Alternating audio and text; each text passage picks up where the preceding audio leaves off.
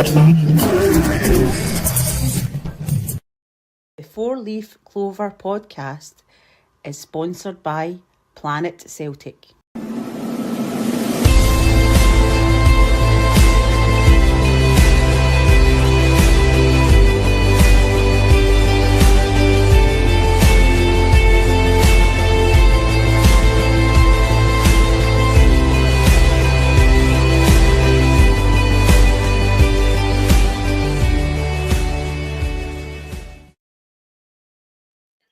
Good afternoon, ladies and gentlemen. Welcome to the Four Leaf Clover podcast. This is the first ever My Road to Paradise, and I'm delighted to be joined by Dundee native and now resides in sunny Spain, Danny Reilly. How are you, Danny? Very well, very well. Great to have you on. Thanks, Andy. As viewers know, this is basically your journey being a Celtic fan. Yes. Obviously, you're in Spain now. How's the weather there, Danny? Is it nice?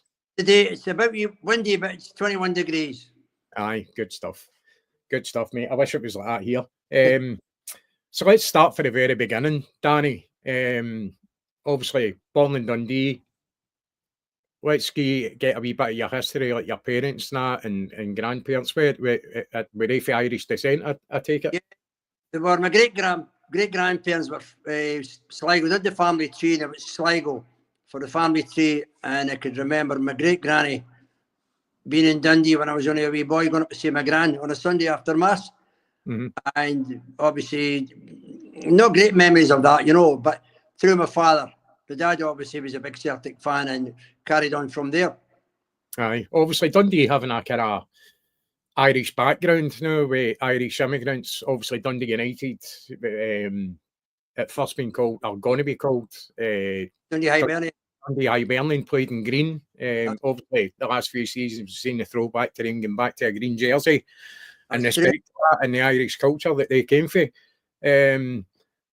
What made you, were you just born into Celtic? Or more or less. Even I would go back to my great gran.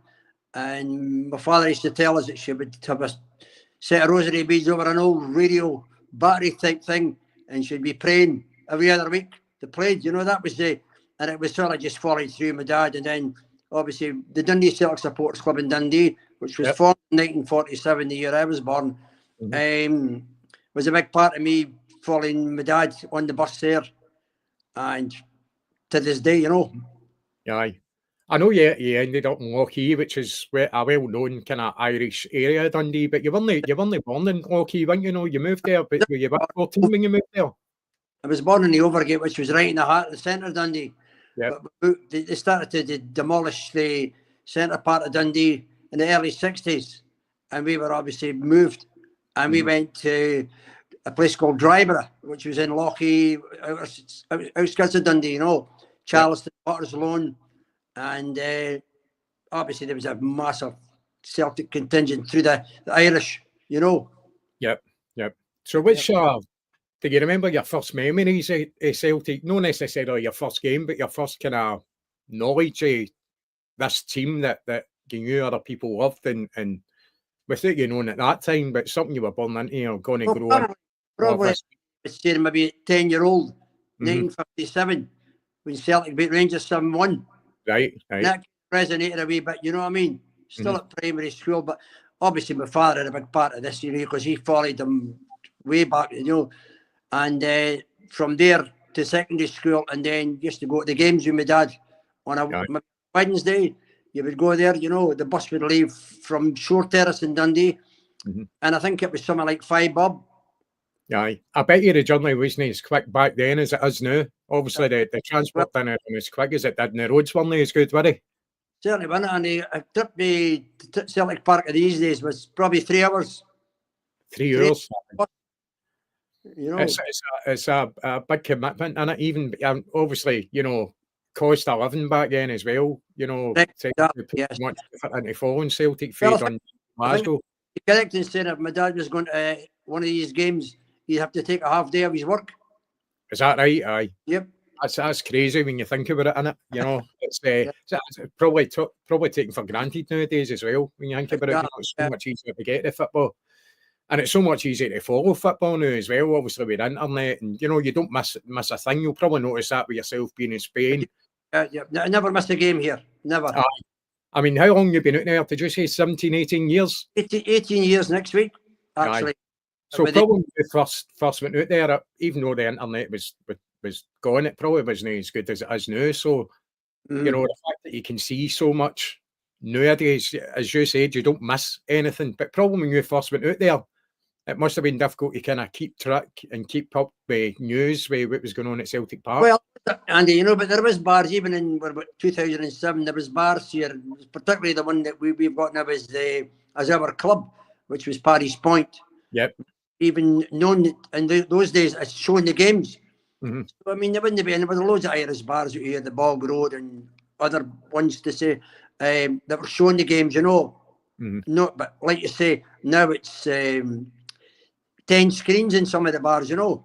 Aye, it's crazy, isn't it? Aye, as you say, you don't miss it now. And the fact you don't even actually need to leave the house to go to a pub to watch it. You know, you've got Celtic TV, you've got other ways you can watch it, streaming or whatever. Yeah. Do you remember your first ever Celtic game you went to? No, the actual first one, to be honest with you, but I remember being to the Celtic and Rangers 1962 Cup final when we drew and get beat 3-0 in the replay. That sticks in the mind. And then probably my first European game at Celtic Park was MTK Budapest, where again we won 3-0 and get 4-0 over there. Mm-hmm. That was very fresh in the memory, you know what I mean? Aye.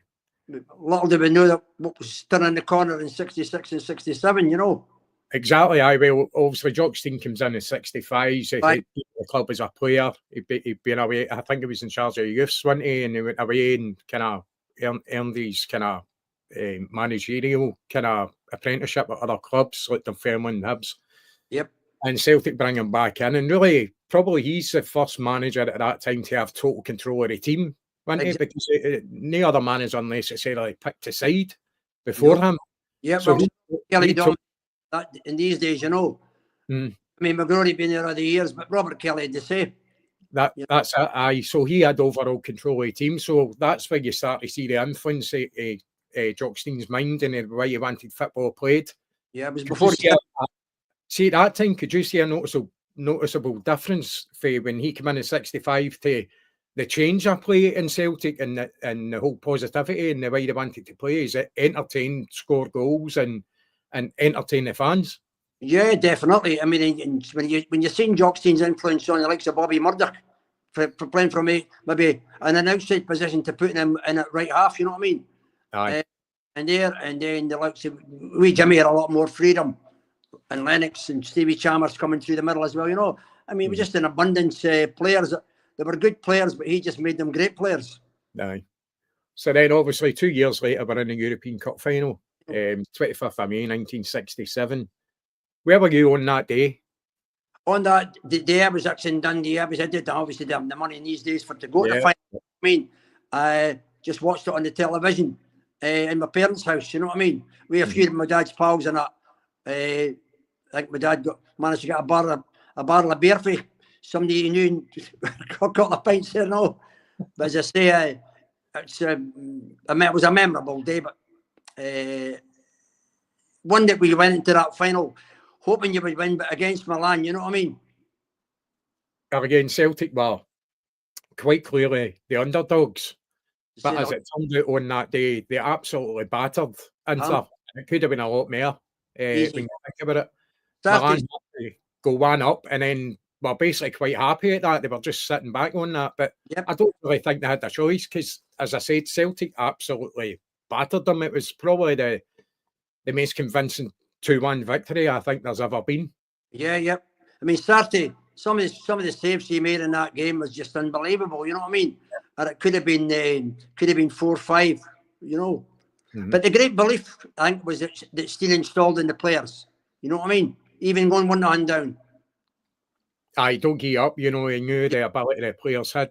I think obviously he was a great coach, but he was probably an even better man manager. Correct. And just kind of shooting forward a wee bit to Martin O'Neill, wasn't necessarily a on the pitch, training pitch manager, but he was a man motivator. Stein was both a great football coach and a motivator. I think that's how he turned out to be as great as he was, you know. And I think he had ultimate belief in what he was doing, and he managed to install that into the players to take his belief on board and take it onto the park. And I think he proved that in 1967. I can remember my dad. My dad would have been the same age as you, Danny, probably exactly the same age, born the same year. And I can mind my dad talking about the cars leaving Glasgow and being all painted green and white stripes put on them, and it was just a crazy time.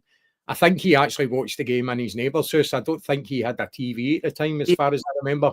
I think they went to the neighbour's house to watch it, watched it in the house. So he'd have been 19. No, in fact, he'd have been 20 at the time. He was born the 4th of May. You'd have been 19 at the time. So what an experience for a young man. Obviously, the club you love, but maybe at that time, defeat wasn't kind of, not that it wasn't appreciated. Nobody maybe realised the monumental kind of task that they had done. Because you're looking at a team that was born within 30 miles of Celtic Park. And in fact, take Gemmell and Lennox out that team, that cuts it down to 10 miles, within 10 miles of Celtic Park. That's right. They were born. I mean, that's an unbelievable feat. And I don't think anything like that would ever happen again in any competition, to have that groupage of players so close to the stadium, their home stadium. Yep. And an amazing feat. But Andy, it really resonate. I mean, even after they won it, you know what I mean? And it was when they got to the second one in 70, you know what I mean? It resonate how really, how good, bearing in mind, they won in 67 and they get knocked out in the first round at 68. Yeah, and 2 years later and get into the final again, you know. Well, Man United won it in 68, didn't they? That's correct. We get knocked out for Ferencváros. Aye. So Celtic, as you mentioned there, Celtic got to the final in 1970. Yep. The problem, I think, with Celtic was then was they were the heavy favourites in that game against Feyenoord. Very underestimated.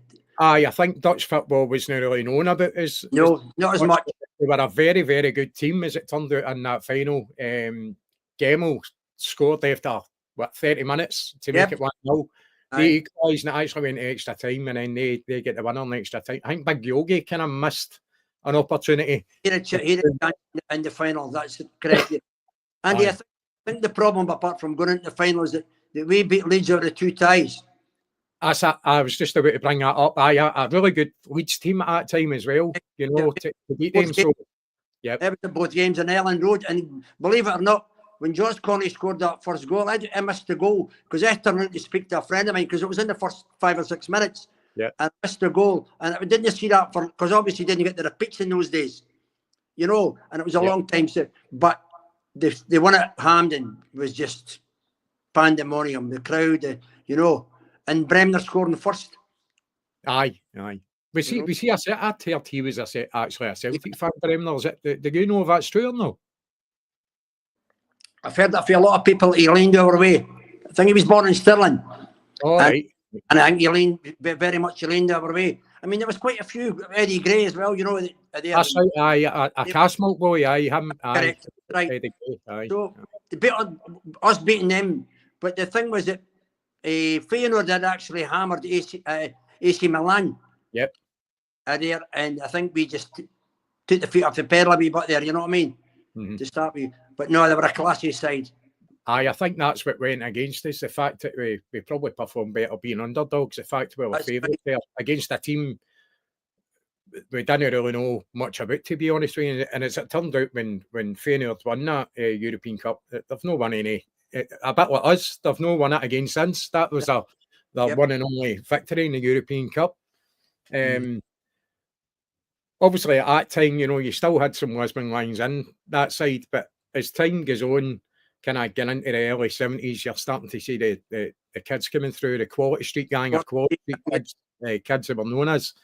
You've got Macari, Hay, Dalglish, etc. These players coming through. An exciting time as well, especially going through the Lisbon Lines period. Yep.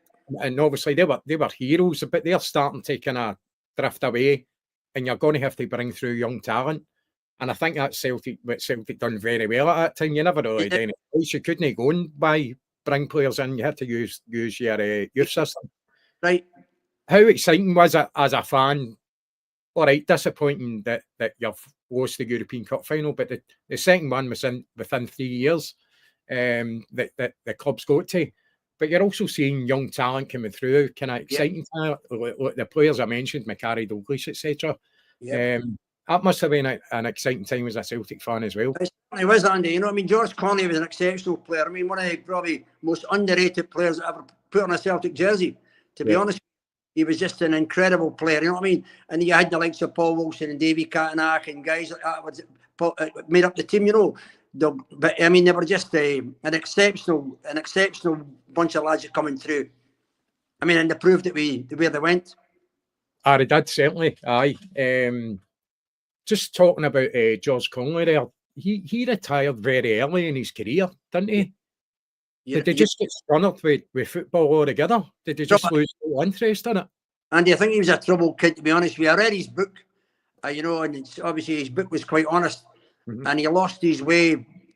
I don't know whether it was through his marriage or whatever, you know what I mean? But he was just a guy that would disappear, and then he would, you know, come off. He was going to make a play for Scotland, and he'd come off the plane prematurely.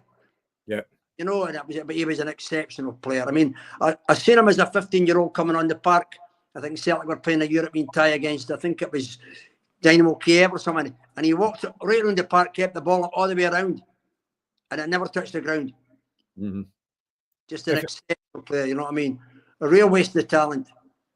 Danny, if you get a Celtic hero, maybe overall or maybe towards the early part of your Celtic supporting life, somebody that you've just always held in high esteem? Jimmy Johnstone. Yeah. Jimmy, without a shadow of a doubt. I mean, they were great to play. I love watching Jimmy, you know what I mean? It was there. I just felt I was ashamed that when they give him a testimonial, they give him a joint with Bobby Lennox. They both players should have got testimonials individually, you know what I mean? Because and Big Jock kept him. You know, he's like you say, he was a great man manager. Yeah. But and the game against Red Star Belgrade was one of the best performances I've ever seen in my life. Kid you not? Aye. Was it Dukla Prague, the one that we beat them at home? I think he said that if you beat them at home, you don't need to go there because they hated flying. Red Star Belgrade. Was it the Red Star game? Is that the one we beat them at home and then had to go earlier to play the second leg? And he said if we beat them here, you don't need to go. And after the game, he says, "Listen, you need to go there. You need to go and entertain the people. They need to see you and all that. You know." So that's the type of management that Stein had him. We actually got it, but he thought that was it. He did the business, and that was him. And then when he had to go, you know what I mean? But no, it was just exceptional. You know what I mean? The things he did with a ball, you know, and you've seen probably some of the clips in the mud against Rangers and that, and he was just, you know, and he get kicked for pulling a post. He did, and he just got up and got on, mate, didn't he? It was hard as nails. I mean, a wee ginger-headed guy, very small. People thought very slight, but it was tough as nails, wasn't he? I mean, he took an absolute batter, and that was the days where you did get battered on the football pitch. That's correct, yeah. Aye. I mean, some of the guys he played against, when he played against the likes of Rangers, Big Davy Proven and that, they just kicked him everywhere, you know, and he just got up and he'd go back and beat them again. Aye. Just an absolute piss take, wasn't it? Aye. But he could do it, he had the ability to do it, that's why, you know, it was a case of, I don't care what you do to me, I'm going to get back up and go on, mate. And not only that, I'm going to come at you again and rip the piss out you again, you know, so I'm going to make you look stupid. I mean, probably the best left back in England for a few years was Terry Cooper.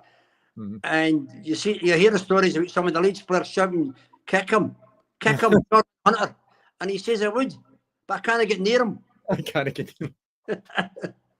It was just unbelievable. I wasn't, obviously, age-wise, wasn't lucky enough to see Jinky in the flesh, but my dad being the same age as you, he was a hero. He had, I told you last night, actually, when I spoke to him, my dad had Jimmy Johnson tattoo on his arm, And later on in life, he happened to be in Jinky's local, and Jinky happened to come in for a drink. My dad's sitting having a drink. My dad actually looked at Jinky at that time because he'd lost his hair with alopecia. So totally, my dad was quite small as well.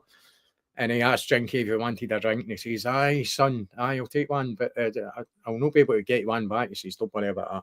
So they're sitting talking. He says, see that tattoo? I got that done in 1966. We were won the League Cup. That's you on my arm there. And I thought, what an amazing situation to be in. You know, you're sitting with your hero. You've got him tattooed in your arm a year before on the European Cup, and you're sitting having a... The two of them older in age, obviously, you know, well on a wee bit. But he's got him tattooed on his arm, and I just never forget that story from my dad. I thought, just really an amazing story, and an absolute... Obviously voted the greatest Celtic player ever, and quite rightly so. I mean, the more recent kids would obviously like that, to Henrik or that, but for the entertainment value, nobody come close to Jimmy. In my opinion, anyway. You know, it'd be very difficult to beat him. Probably the only player, like age-wise. I mean, I can remember like Mexico '86 and Maradona, and just looking at him and being absolutely bamboozled with the man as a player.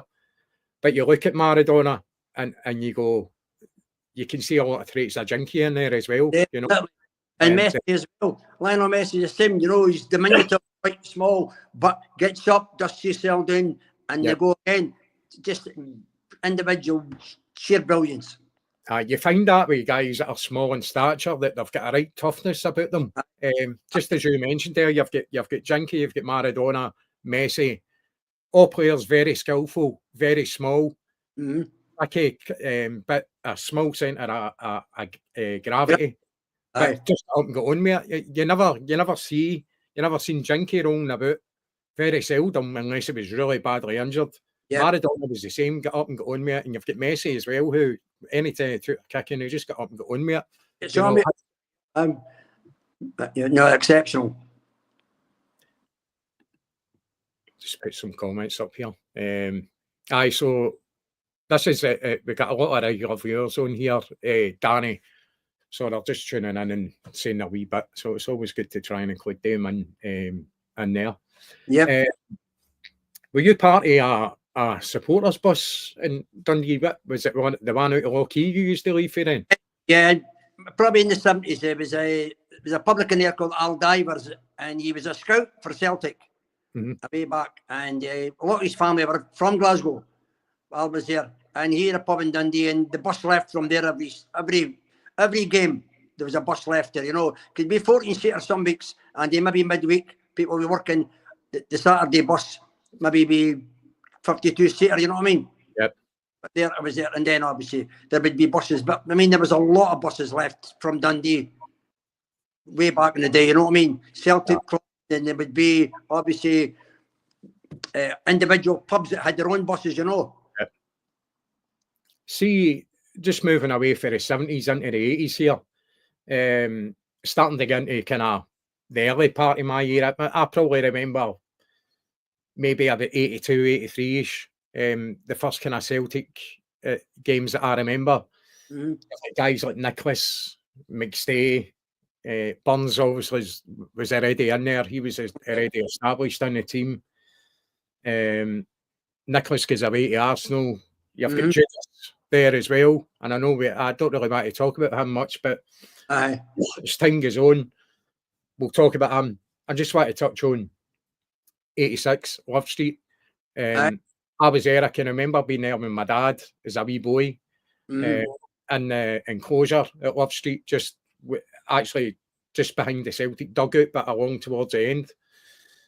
Just a crazy day because at that time, especially early in the season, Celtic never had a really great start to that season. They only really kind of started performing at the end of the season. Hearts just ran away with it.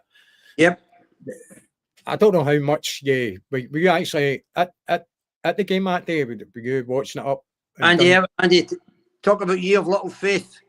I didn't think we had any chance of winning it. And I was playing golf with a friend of mine, John McMahon. We were playing downfield golf course on the Saturday. And John was obviously a Celtic fan as well. We came off the golf and we were in the car park just changing our shoes. And there was a car next to us. And there was 2 older guys speaking and just saying it was terrific that Dundee won. Mm-hmm. And of course, when we heard that, we thought, Dundee's won. What was your score? He says, well, Celtic are the league champions. They won at Love Street. Well, we couldn't believe it. And I says to my pal, why the bloody hell were we not Love Street, you know? Didn't you think that could happen? Didn't you think that Dundee could actually turn it over?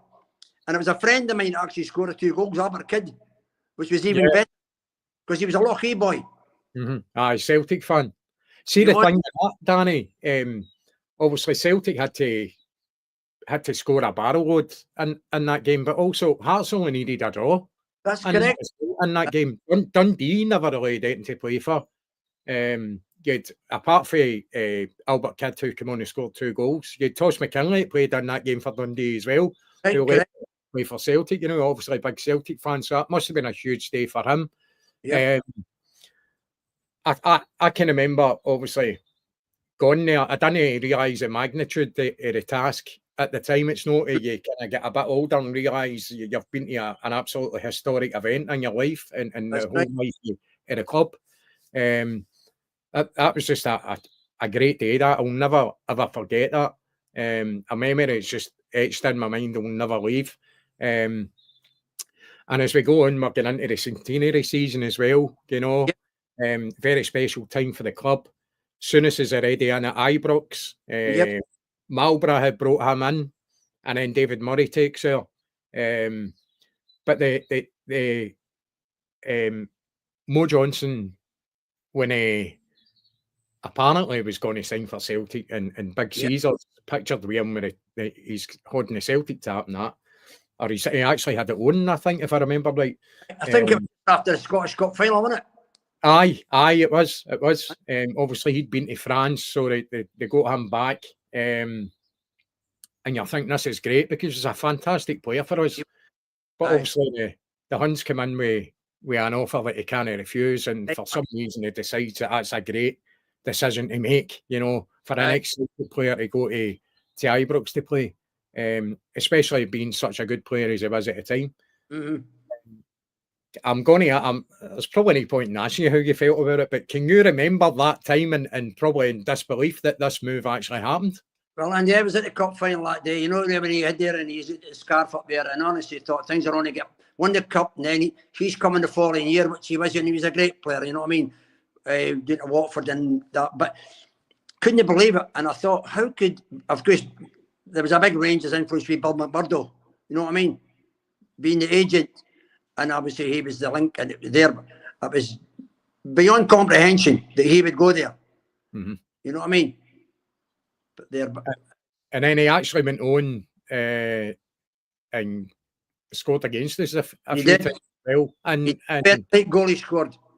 And it looked as if he celebrated like he'd be a Rangers fan his whole life, you know, scoring his first goal against Celtic, the way he celebrated. I think that's what made it worse. And there's probably a surprise that he ended up, he had to go to America to get out the road, you know, because he certainly couldn't walk about Glasgow. That's for sure. Even to this day, it's still very, very bitter, the feelings towards him. Definitely. My feeling never ever changed. Yep. No. You know, I mean, if you're a Celtic man, you're a Celtic man, you know what I mean? But he portrayed that when he came to us. But Judas, he was well nicknamed Judas. Aye, exactly. It was a correct name for him. Mm-hmm. We're getting into the early 90s now. It's no very successful times for Celtic. No, just the financial side of it. You know, the Kellys are still in charge of the whole biscuit tin mentality. Yep. You're getting Rangers who are getting all the money flung at them. We know how that ended up, but at the time, you know, you were thinking this our kind of success, like as if it's got a far away for us, you know, because they look as if they're going to sweep everything in their path. Dominating, yep. Aye. So we're getting into the 90s, and then obviously the 94 situation comes where Celtic are 8 minutes away from oblivion. Yep. And a wee man from Kilsyth, Croy area, who moved to Canada, you know, made his millions with, I'm pretty sure it was golf. Golf, yeah. Outings. Yep. Decided to come and he flung £1 million at Celtic to keep them afloat, keep them in business. We absolutely no guarantees that he was going to get anything out of the club. I know there was work going on in the background with obviously David Lowe and Fergus and others to gather shares together enough to actually make a proper takeover of it. That was dark times as a Celtic fan, when it actually leading up to that, because there didn't seem any light at the end of the tunnel. We were so close to coming, just shut doors. But you know, Andy, the £1 million that was put in didn't come from Fergus. The £1 million come from John Keane. John Keane, I know he had a big he put the £1 million up. John Keane put the £1 million up, and then obviously Fergus took it from there. But on that day, John Keane was the man, and he was a very quiet man. I met the man a few times. I knew his son very well, Mark. And I mind Mark saying that my father saved Celtic, no Fergus McCann. You know what I mean? Although Fergus did after that, you know. Yeah. But, you know, John Keane was definitely the ambassador for the £1 million. Aye. I know he doesn't get as much credit as he's due, and I know he had a big say in it. I didn't know that he actually put in the £1 million. So he put the £1 million. He never ever advertised it, you know what I mean? So, but after that, the legacy that Fergus has left since, whether you liked him or no, you know what I mean? I used to see him before the takeover. I used to see him in the Jock Stein lounge going about the way man with the bonnet, you know what I mean? And he was just there, and he didn't drink, and he would just flutter about from table to table, you know what I mean, and things like that. But it was then when he took over, what he says he was going to do, he done. You know. Aye, he certainly didn't tell any lies when it came to, you know, his intention with Celtic. Intentions 5 years. Yes. And obviously we ended up with that, the stadium we've got now. Some people nowadays might say, like, we need that, it's got to be kind of tidied up a wee bit here and there, and possibly getting stands added to the main stand. That's a totally question for maybe another podcast at another time. Yeah. But I think it's a question that's legitimate. You know, there's a demand there. You'd imagine whether they're going to be able to, if they did build on that main stand, to fill it, you know, and bring it up an extra 10,000 or so. Yeah. I don't know the logistics behind the whole foundation stuff and all that with the main stand and what they would need to do to support. And there's been a blueprint. I had a blueprint a lot of years ago before I came over here, and I was in the Jock Stein lounge at the time and speaking, and there was a blueprint that had with intentions that if needed be. And of course, if you remember, there was talk that we maybe join the English League. That's right, yeah. When Dermot took over and bought our shares off of Fergus, and there was a blueprint there that they could extend it. I mean, I've not got any doubts in my mind that in the future that main stand will become bigger. You know what I mean? Maybe do away with the skybox and whatever, but in my opinion, you know what I mean?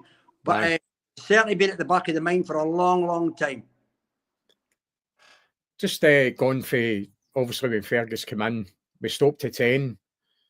And then Mo Johnston, who happened to play in that 1970 European final, actually, he leaves. You've got the whole John Barnes situation and all that. And then Martin O'Neill comes in.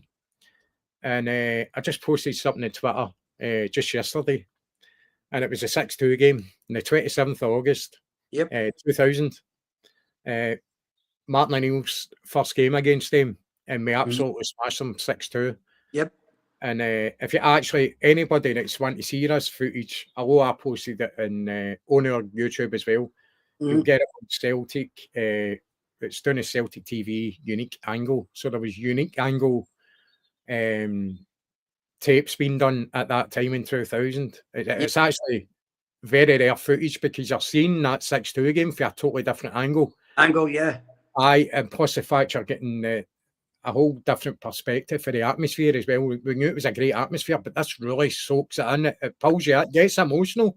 Yeah, it's fantastic footage. I've watched it a few times, and I had to just share it. I had to get it out there.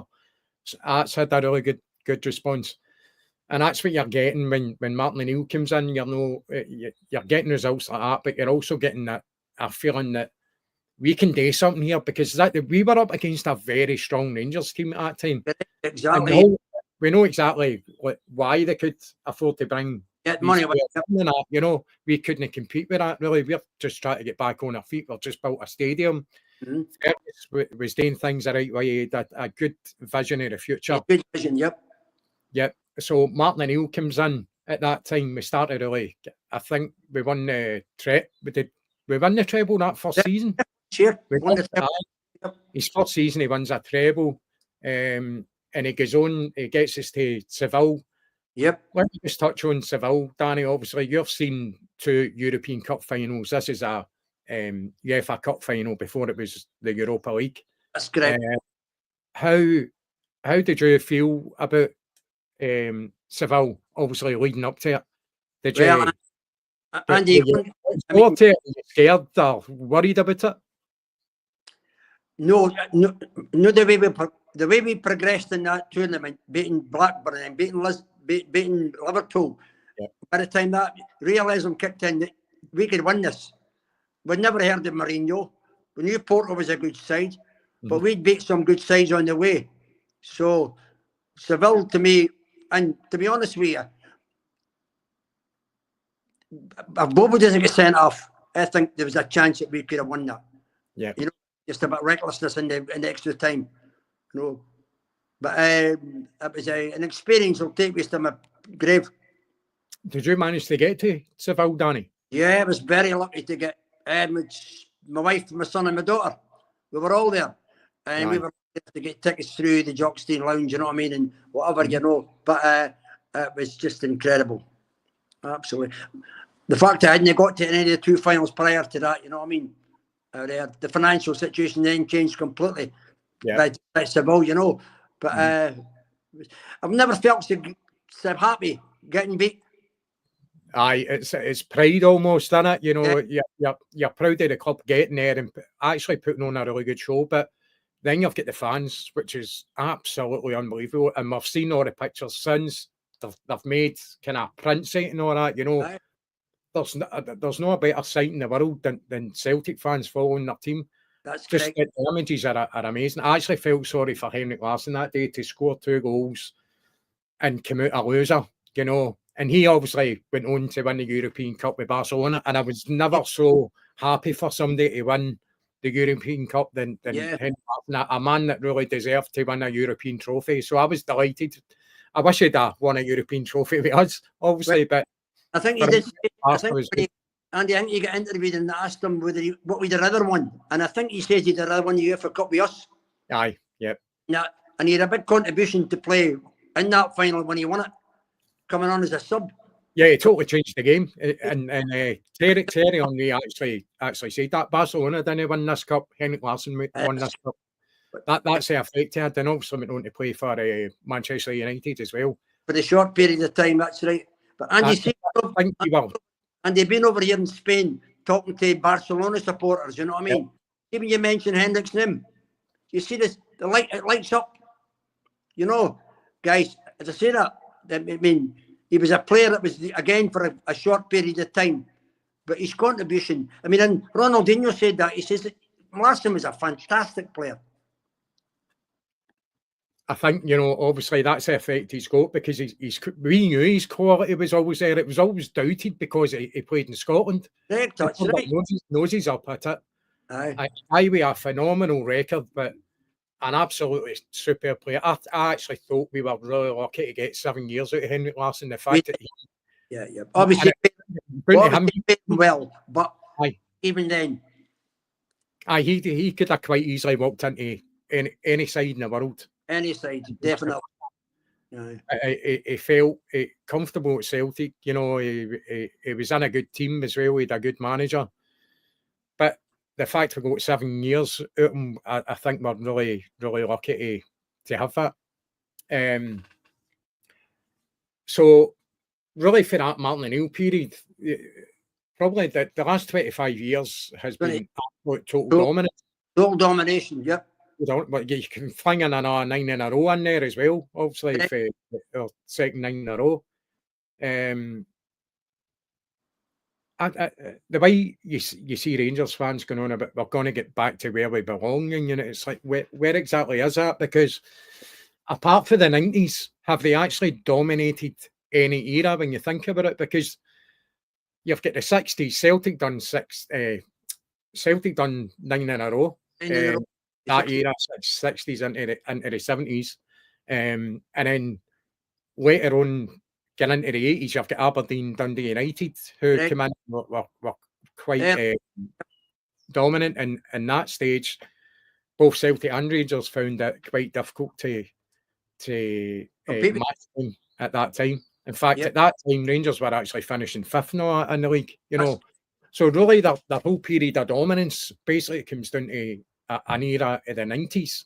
And you know the reason why that? The money, the reason why that is, so it's a kind of false sense of, I can't even find the word. And they're delusional. They are absolutely delusional. I mean, I think we the people attitude that they've got. You know what I mean? Yeah. It's totally delusional. I mean, if you look at the situation right now with this San Francisco, all of a sudden they're going to be the richest club in the world. I know. I would see. The thing is, this is lazy journalism as well. You've got guys like Keith Jackson, who I don't believe a word he says. I think he's one of the worst journalists out there. He's a cheerleader for that, which we all know anyway.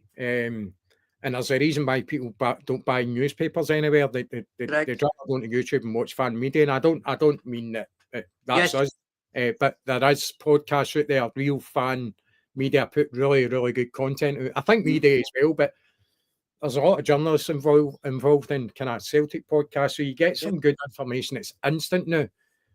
Papers become irrelevant now. You very seldom see somebody going and buying a newspaper. You don't need to. Young people anyway, they're not interested. They look at the phone and get information instant. They don't wait for yesterday's news the next day. So they've got to come up with it. They've got to keep their industry alive. So that after the day, they go online and then they pick. I mean, I just seen, we actually brought it on Friday's podcast. They've managed to pull public quotes for John Barnes criticising Brendan Rodgers. And what I said was, who's actually gone looking for John Barnes to go and get comments off him about Brendan Rodgers? Because I'm pretty sure John Barnes isn't phoning up journalists and saying, do you want my view on Brendan Rodgers? So they're purposely going out trying to get quotes out of people to try and rock the boat or put a bit of negativity into it's ridiculous. Dregs, you know what I mean? That's what they do. Get the dregs, and then John Barnes maybe said something and they'll twist the whole thing. Yeah. You know what I mean? For to do that, it's got our press. Just having a look at the comments here, Danny. Decade of history that was bought and paid for. Glasgow is green and white. Absolutely. It's a misconception to think that they've had any real dominance in Scottish football. I mean, there's a seen on Twitter after the Celtic Rangers game, and a Rangers fan who put up we have beat you more times in this fixture than you've beat us. And I put up and I says, many trophies have you won compared to us. And and his answer was, well, if you want to include the war period, that's our answer. That's right. They simply can't accept the fact that their club died in 2012. Correct.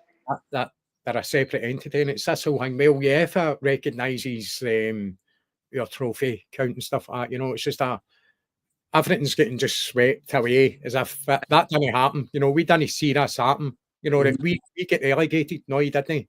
You went bust and you had to come back and start for the open as another club. So you were accepted back into the league. Incidentally, Celtic decided not to vote in that situation because they needed them back. Yeah. And I've always said that, when it comes to Celtic, I think would be quite happy to have Rangers at arm's length. They could quite easily bury them again. We could have really wanted Dundee, we could have buried them years ago. We could have, yeah. Aye, it's there. But Scottish football, I'll always push for them, you know what I mean? Biggest percentage of them anyway. Yeah. Aye, we know that. That won't change. I just want to touch on the Vegas convention, Danny. This is an event that you've been to a lot. Every one of Every one of them. I spoke to Tam Donnelly. Yep. Who's the president of the North American Federation of Celtic Supporters Clubs, who puts this event on, the Vegas convention. So Tam is going to try and join us as well. I'm just waiting back to hear a perfect time for the both of us to get a chat. He'd actually said, "How do you come out? I'll sort you out with somewhere to do the podcast for you and stuff like that, So he would, Andy, and you would really enjoy it. Aye, I think I'll not make it this year. I've already got a holiday booked. Unfortunately, I can't do it, but I'd love to do that in the future. I'd mentioned to Scotty for the podcast as well, who lives in Spain, a resident of Spain as well. And I've got Paddy, who another member of the podcast. He's for Ballymena, right? I've got Jerry, who's down in Ayrshire. So there's 4 members of this podcast. There's nothing I'd love better than getting the 4 of us out there. And making the most of it, because I've obviously seen loads of stuff online, footage of pool parties. It just looks absolutely fantastic. Aye, so there's a lot of work and organisation goes into that. Can you tell us about the Vegas convention and how what sparked your interest? If you've been pals with Tam, no, before that you became pally. And what happened was in 1996. A guy who was in our club, the executive club, was Jim Divers. I don't know if you ever come across Jim Divers. He used to do the talk. And Jim Divers, personally, but I know who you're talking about. Yeah, Jim Divers happened to mention to me and my pal Ricky Farron that there was a function coming off in Las Vegas the year before Ferguson went out and met these guys and got it started, 95. But in 96. This one was coming up, and he mentioned, "Do you fancy coming?" So we found out more or less what it entailed. I mean, Ricky went, just the 2 of us went, and we went over there, and it was in the Imperial Palace, one of the smaller hotels on the strip. And that's when we met Jackie Meehan first and foremost, because Jackie was president. Jackie's from Toronto as well. I think he's a St. Catherine's Club. And anyway, and then Tam Donnelly, obviously. Tam was the vice president at the time. And from there, it was I think in the first 4 years, it was every year. And then it moved out of the Imperial Palace across, just up the strip, to the Frontier Hotel. Yeah. And it went from there, and then it went every 2 years. Every 2 years. And then up until the present day, it's every 2 years. But when COVID kicked in, it was cancelled. So that was like 3 years. And then the last 2 years ago and the year before, back to back, to get it back to on the odd years, because they like them on the odd years, because they get players out. It's easy for to get players out, you know what I mean? Ex-players, more or less, you know what I mean? But it's and the work that gets done. I mean, they just held the foundation just held their thing in New York just a couple of days ago. I've seen that. Yeah. Well, the compare there, Hugo Strani. Hugo does a radio show in Canada, doesn't he? That's correct. That's right. Well, he's a compare in Vegas as well, and what a show! That guy is phenomenal. Absolutely. I'm going to try and get Hugo on as well. I've got contact details. He's Falls Road boys, you know what I mean? Aye. The road. Had you been to Vegas before you went for the convention? No. Are you a gambler, Danny? No. Not one. It's not even about the gambling. I take it there's no so much gambling goes on. It's drinking and singing and for me, you know, I mean, I could be off to drink for 6 months and go there and be on it for the duration and come back here and no drink again, you know, for another whatever, you know what I mean? But it's just the way that they run it, you know, the day-to-day thing is fantastic. And I mean, I've met some of the nicest people I've ever met in my life out of Las Vegas, you know. Is it a 5-day thing? Is it a week? How long is it? Starts on the Sunday, finishes on the Saturday. It's normally it's like a meet and greet on the Monday, and then the Tuesday that used to be the Tuesday, used to be the pool party. And then, the Tuesday would be like a Monday, Tuesday meet and greet. Wednesday would be the main golf thing, which is over 100 guys play. Thursday would be the pool party. That there. Friday would, and then you would have in between that, you'd have Wednesday night would be the celebrity thing, with cabaret, Pat Rolling, for instance. Pat Rolling. And then Thursday night would be the green night. The Irish band would be on there, the green night. Friday night would be the gala dinner, where you would hear. And in the early days, Tricia Farron, have you heard of Tricia Farron, the singer? Aye. Patricia Farron, she was there for about the first 5 or 6 conventions, and then moved on from there. But the cabaret side of it is fantastic. I mean, the young Wolf Tones, we Derek Warfield played the last 2. He's been at the last 2. Tam said that. Tam, obviously, when I spoke to Tam just before Christmas, and I was trying to get him on, and just couldn't get the timetables kind of worked out.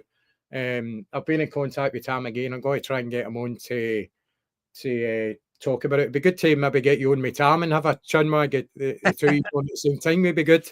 I think that could be quite fun. So you're away this year, are you, at the convention this year? Yeah, 29th of May. We get in Vegas on the 20th of May. Me and my son. We're just the 2 of us. Previous ones, Maureen and my daughter Gillian, have been with us. But just me and Sean this time. But so I'll be there for the 29th, and I think it starts on the 2nd of June. 2nd of June, aye. I think but when I spoke to Tam, he was still getting the dates sorted out, and he still had a lot of organising today. I think that was the problem as well. He wanted to come on and talk about it, but he says, I've still got a lot today, organising wise. So hopefully I can get him on before the convention. Yep. But I know. Obviously, he's a busy man. What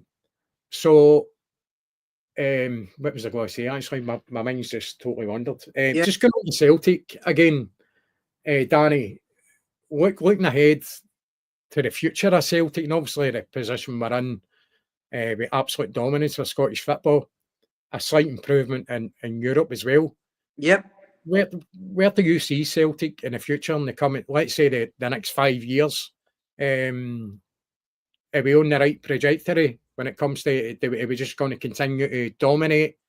And do you see more progression in Europe coming, as in getting through to the next stages and then maybe further beyond that? Or do you think that's out of our reach now with the financial clout of other massive clubs in Europe? Well, I think I would like to think that we would progress. I mean, we're spending more money now on players. Yep. We're going down the right road. You know what I mean? Whether we could go beyond that, I know, because we do need a couple of extraordinary players to get us to that other level. You know what I mean? But I don't think we're too far away. And I think the financial situation is certainly good. We've got the right man in charge, as in Brendan. We've got Dermot there. He's a billionaire anyway. You know what I mean? Which is there, but I think the Scottish League holds us back. It does. So what would be your solution? Would you be in favour of Celtic maybe getting into a European league and keeping maybe a B squad back in Scotland to keep the domestic scene going? Or would you be in favour of Celtic maybe try to get into down south into a Premier League type structure? How do you look at this? What would you be the best in England, because we're big enough, worldwide based, bigger than most of them, probably them all, out with maybe Man United or whatever. But Turkey's didn't vote for Christmas, did they? No, they don't, exactly. And it's like, where do you come in?